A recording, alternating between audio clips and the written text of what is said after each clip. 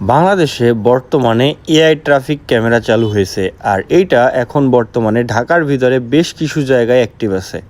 এখন সবার আগে আমি যে জায়গাগুলোতে এই এআই ট্রাফিক ক্যামেরা অ্যাক্টিভ আছে সেই জায়গাগুলোর নাম বলি, পরবর্তীতে বলতেছি এই ক্যামেরার কাজ কি, এই ক্যামেরায় কি করবে।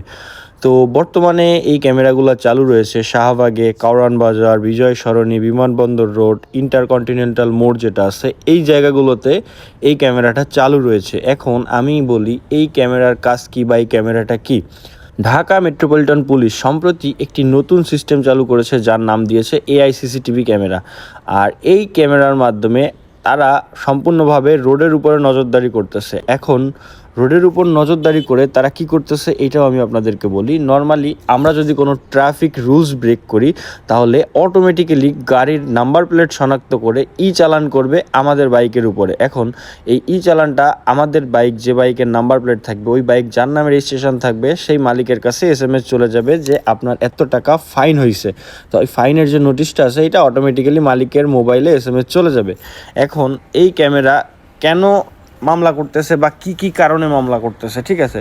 তো নর্মালি আমরা যদি কোনো রকম রেড সিগন্যাল ব্রেক করি বা উল্টো পথে গাড়ি চালাই বা অবৈধভাবে কোথাও পার্কিং করি বা লেন ভায়োলেশন করি বা স্টপ লাইন ক্রস করি, সেক্ষেত্রে এই এই ক্যামেরাগুলো আমাদেরকে মামলা দিবে বা কেস করবে, ঠিক আছে? তো বর্তমানে শুধু যে আপনার এআই ক্যামেরা ব্যাপারটা এমন না, রাস্তাঘাটে যে ট্রাফিক পুলিশগুলো আছে এরাও খুব হার্ডভাবে ডিউটি করতেছে এবং খুব হার্ডভাবে মামলা দিতেছে। মানে আপনি যদি ছোট্ট একটা ভুলও করেন আপনার কোনো মানে আপনার শাস্তি কনফার্ম, মানে আপনার কেস মামলা কনফার্ম, এটা আপনি কোনোভাবে এড়াইতে পারবেন না। সো যারা বাইকার আছেন তারা একটু খেয়াল করবেন, কারণ আমাদের বাইকারের ভিতরে অনেকেই আছে যারা ভার্সিটিতে পড়াশোনা করে, অনেকেই আছে খুব অল্প স্যালারিতে চাকরি টাকরি করে।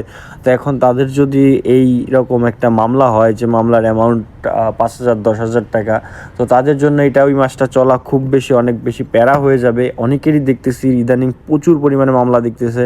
আর রোডে ঘাটে যখনই চলি তখনই দেখি ডাইনে বামে পুলিশ দাঁড়ায় মানুষদেরকে চেক করতেছে, যাদের ঠিক আছে তারা তো ছাড় পেয়ে যাচ্ছে।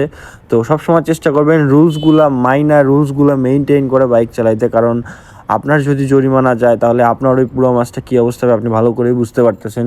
আর এখন আপাতত আরও অনেক রুলস দেখি যে নতুন কিছু রুলস আসতেছে, যে রুলস আসবে বাইকের উপরে আমি সব কিছু ভিডিওতে বলে দিব। তো আপাতত এতটুকুই।